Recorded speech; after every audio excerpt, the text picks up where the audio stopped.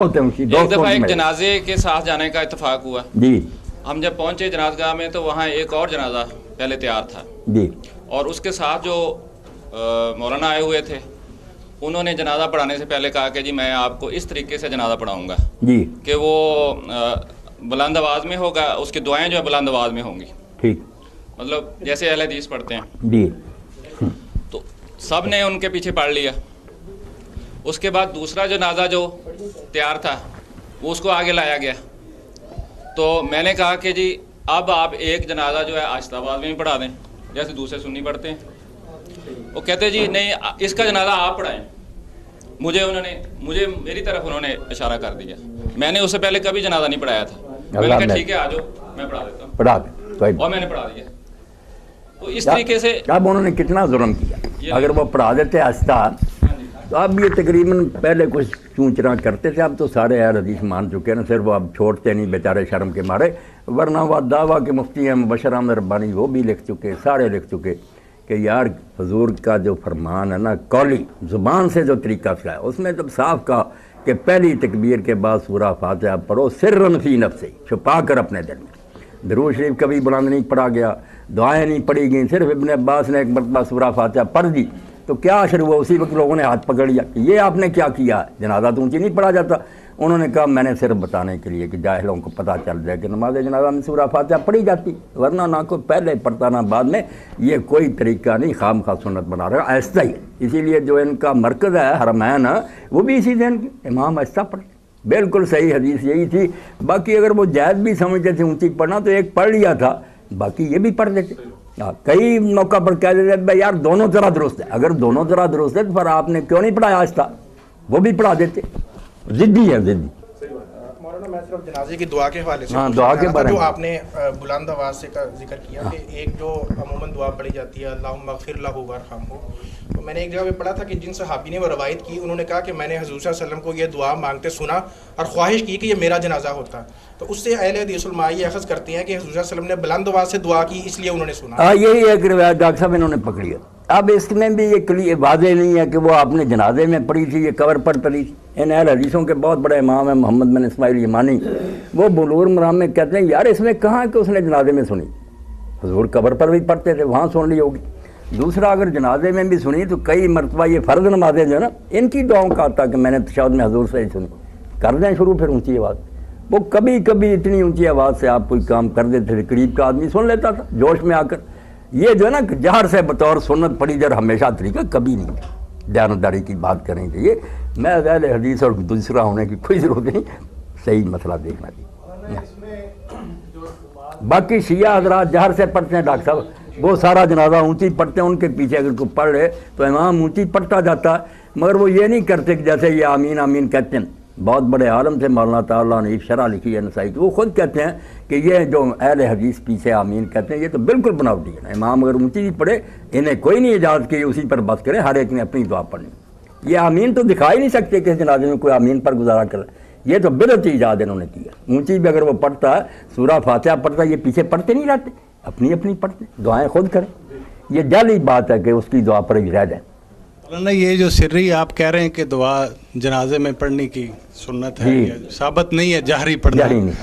तो ये जो हमारे यहाँ जनाजे हो रहे हैं कि 2 मिनट के बाद जनाजा ख़त्म हो जाता है, सिर्री जो नमाज दुआ है वो इमाम साहब एक ही पढ़ते हैं अल्लाह मग़फ़िर लह ये ना व मैयतना और फ़ारिग। एक आदमी की के लिए दुआ के लिए लोग इकट्ठे हुए हैं तो क्यों ना उसके लिए ज़्यादा से ज़्यादा दुआएँ मांगी जाएँ कि आए ही इसलिए हैं कि उसका कुछ फ़ायदा हो।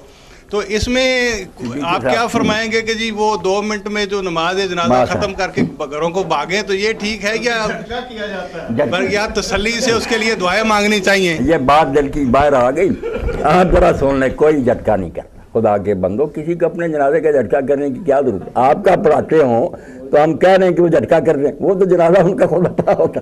ये झटका वगैरह ना कहें, मसले की बात सुने कि मसले के मुताबिक उनका जनाजा बिल्कुल ठीक है, कोई उसमें कसर नहीं होती। आप भी उनके साथ पढ़ लें। हरम शरीफ में कब वो पौना घंटा एक दुआ पढ़ते, रसूलुल्लाह ने भी एक जनाजे में दुआएं जमा नहीं की, एक दुआ कभी किसी जनाजे में कोई कभी, ये इकट्ठी जो है ये अपनी तरफ से बना लिया कि लोग गिर पड़ते हैं। कई बूढ़े कहते हैं यार कहाँ फंस गया ये मौलवी, जान ही नहीं छोड़ता।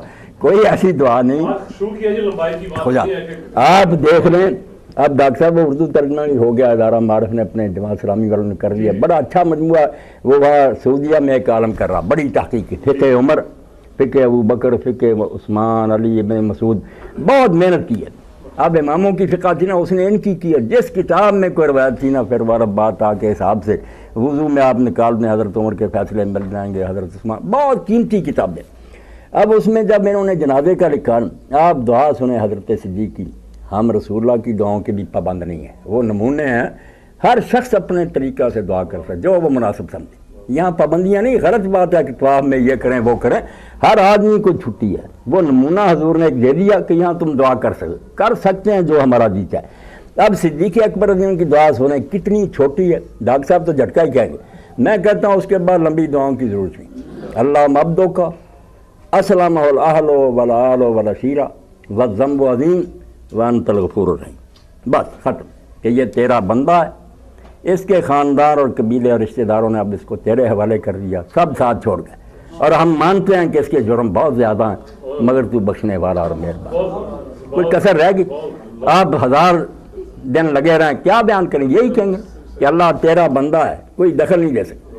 اللہ عبدو کا اسلم الاہل والآل والعشیرہ, جن پر اس کا بھروسہ تھا وہ آل قبیلہ خاندان اب اس کا ساتھ چھوڑ گئے. تیری عدالت میں پیش ہے, والذنب عظیم, گناہ واقعی بڑے ہیں, وانت الغفور الرحیم.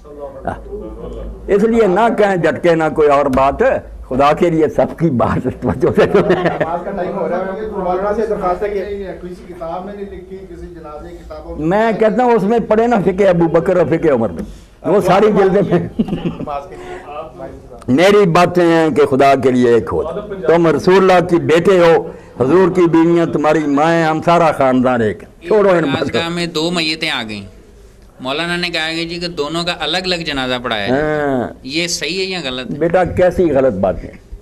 حضرت عمر رضی اللہ تعالیٰ عنہ کے گھر تھی حضرت علی رضی اللہ عنہ کی بیٹی, حضرت فاطمہ کے بطن سے, کلثوم اس کا نام تھا. اس سے ایک بچہ بھی پیدا ہوا, زید, ایک بچی بھی پیدا ہوئی. اب زید اور اس کی والدہ نا ایک ہی دن مرے. اللہ کا کرنا, یہ بھی نہیں پتہ چلا کہ ان میں سے پہلے کون فوت ہوا. اس سے کئی مسئلے حل ہوئے. ایک تو یہ ہوا کہ اگر 2 آدمی اس طرح مر جائیں کہ ان کی موت میں سے تقدم و تاخر کا تعین آ کے پہلے کون, وہ دونوں ایک دوسرے کے وارث نہیں ہوتے. 2 وراثت ملنی تھی نا, کیونکہ یہ نہیں طے ہوا کہ پہلے کون مرا, نہیں, اوروں سے وراثت ملے گی, یہ آپس میں وراثت نہیں لے گی. جنازے کے لیے بھی جب لایا گیا, حضرت حسین بھی تھے, حضرت حسن تھے, اور صحابہ سے, دونوں کا اکٹھا پڑا گیا. پڑا اس طرح گیا کہ امام کے آگے بچہ تھا, اس سے آگے قبلے کی طرف عورت تھی, اس طرح لائن میں رکھے گئے اور ساتھ ہی جنازہ پڑھایا گیا. اس لیے کیا ضرورت ہے الگ الگ پڑھنے کی, 1000 بھی ہو, دعائیں کریں. اس وقت جنازے میں تو مولانا بہت شدید بحث ہو گئی تھی. بحث پھر بے علمی سے ہوتی ہے.